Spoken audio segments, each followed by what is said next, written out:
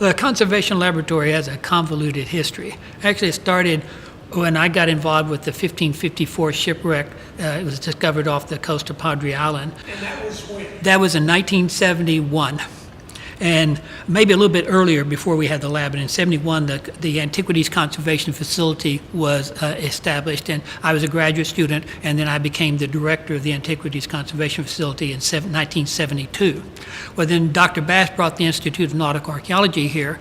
And one thing about nautical archaeology, it's the only field of archaeology that is totally tied to the Conservation Laboratory. Half your data is recovered in the laboratory. It's the only way to maintain the artifacts so you have something actually to display.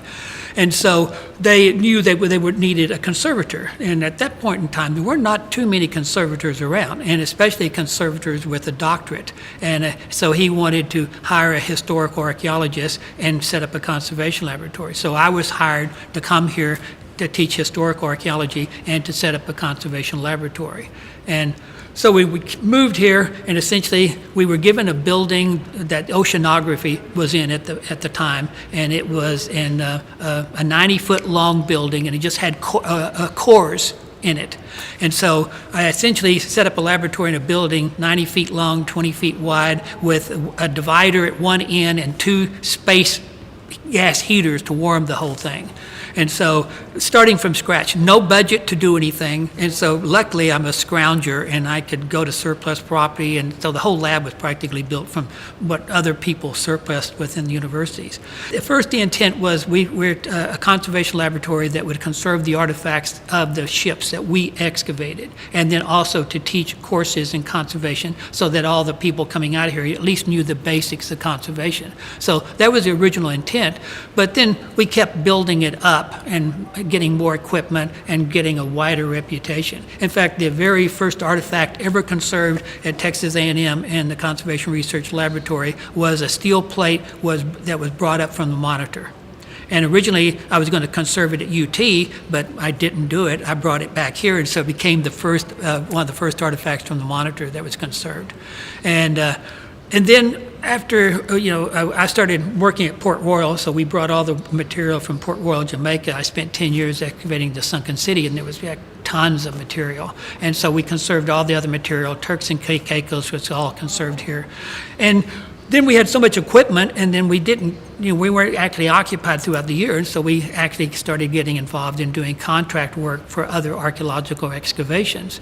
And so we're now, probably without any hesitation, you could say it's the largest archaeological conservation laboratory in the country, and we probably conserve more artifacts than almost all the other conservation laboratories put together. And at the moment, for instance, we're working on the World Trade Center ship that was in the remains of the towers when they collapsed. We're working on the CSS Georgia, and in fact, 2 summers ago, they shipped 140 tons of material here to be conserved. We're working on the largest Cadon dugout canoe that's ever been discovered. We're working on a ship from the Alexandria, Virginia. And so now all the really large projects come to this particular laboratory because we're set up to handle, 4-ton cannons and large anchors. We have hoists and gantries, large vats, and so it's cheaper to send things here. And then, of course, I should mention we got involved in 1995 of conserving the artifacts from the La Belle, that was Saul's ship that sank in Matagorda Bay in 1686. It was discovered in 1995, and then they started excavating in 1997. And we originally thought, before they really started the excavation, this would be a 5-year project. Well, it turned out to be a 17, really 18, 19-year project, and at over somewhere close to $5 million to conserve it. And so from doing the La Belle, essentially we had the largest archaeological freeze dryer in the United States built, which was 40 feet long, 8-foot diameter, and so which by the time we got it installed was $500,000 right there. We have a large conservation vat, 60 feet long, 20 feet wide, and 12 feet deep, which is the largest archaeological vat for conserving waterlogged wood from by just the PEG treatment. So we ended up with such a physical plant, so that now we do probably 10 times more contract work than we do our own artifacts. And so we stay busy, in fact, year-round doing conservation projects.